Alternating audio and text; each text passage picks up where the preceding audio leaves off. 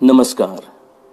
मैं आपका भाई, आपका दोस्त अंशुमान बोल रहा हूं। बीते 3 मई को एक घटना घटी जिसका संस्मरण आपको मैं सुनाने जा रहा हूं। इस घटना पर आप बात विमर्श जरूर कर सकते हैं इस वीडियो के कमेंट बॉक्स के माध्यम से।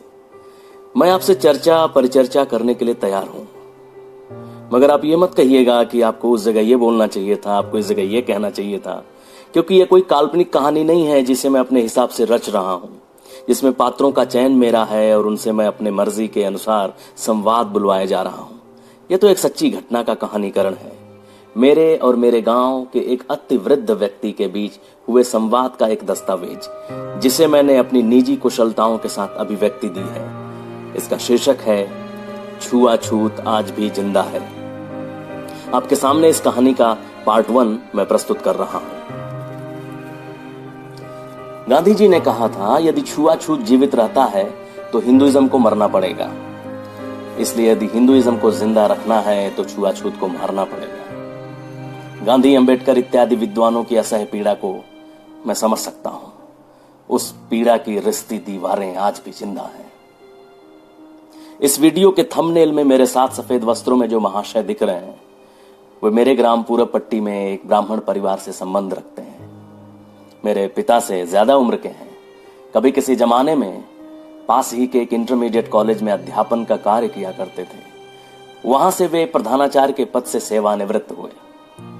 शिक्षा के दौरान उन्होंने ग्राम प्रधान के पद को भी सुशोभित किया था। उस जमाने में उनके पिता भी शिक्षक थे। कुल मिलाकर उनका पूरा घर शिक्षा दीक्षा के काम में ही लगा हुआ था। हाल ही में उनका आगमन मेरे पुश्तैनी घर पर हुआ। उनकी जमीन को अधिया पर लेकर कुछ मेरे पड़ोसी उनके खेतों में काम करते हैं। उस दिन जब ये लोग मेरे घर पर अरहर की दालों की साफ सफाई हेतु मेरे दुआरे का इस्तेमाल कर रहे थे, तब आधी दाल और खर फूस लेने के वास्ते उस दिन शाम को ये मास्टर साहब मेरे घर पर आए। और क्या बताऊं, मेरा इनसे शास्त्रार्थ हो गया। उम्र में बहुत ही वरिष्ठ और जाति से खुद को ब्राह्मण समझने वाले की फजीहत देखने लायक थी। जब शाम के वक्त ये घर पर आए तो अरहर की दाल की साफ सफाई का काम दुर्भाग्यवश पूरा नहीं हुआ था, तो मजबूरन उन्हें काफी देर तक 40 मिनट से भी ज्यादा खड़े रहना पड़ा। मैंने पता किया कि ये महाशय कौन है और इतनी देर से यहां पर खड़े क्यों हैं, जबकि इनके बगल में एक कुर्सी रखी है। तो पता चला कि वो ब्राह्मण है और शूद्रों के घर न बैठते हैं और न ही उनके घर का पानी पीते हैं, इसलिए कोई इनको बैठने के लिए भी कहता नहीं है। मैंने कहा, अरे लोग तो कहते हैं कि छुआछूत वगैरह सब खत्म हो गया है। अब तो यह एक संवैधानिक रूप से गैर कानूनी कृत्य भी है। जाति, धर्म, लिंग इत्यादि के आधार पर आप किसी के साथ भेदभाव नहीं कर सकते। यह अति अपमानजनक भी है।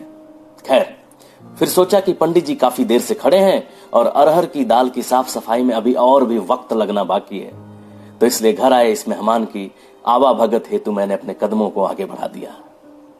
आज के लिए इतना ही।